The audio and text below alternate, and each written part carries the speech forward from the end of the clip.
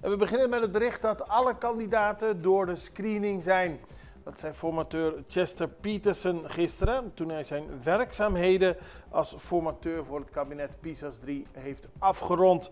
Nadat hij zijn finale verslag aan de gouverneur heeft gegeven, gaf hij een persconferentie voor de deur van Fort Amsterdam. En daarin zei hij dat hij inderdaad zijn eindrapport had ingeleverd. En eerder had hij al 2 tussentijdsrapporten aangegeven.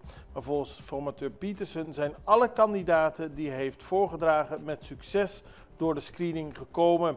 En dat betekent dat de nieuwe regering geïnstalleerd kan worden. Op de vraag of het allemaal erg lang duurde, zei hij dat hij half april de formatieopdracht kreeg. De periode tot nu toe is volgens hem heel redelijk, namelijk 6 weken. Zoals bekend bestaat het kabinet PiSAS uit slechts 1 partij, de MFK. En alle 8 aangestelde kandidaat-ministers, of de mensen die kandidaat zijn gesteld om minister te worden, zijn dus door de screening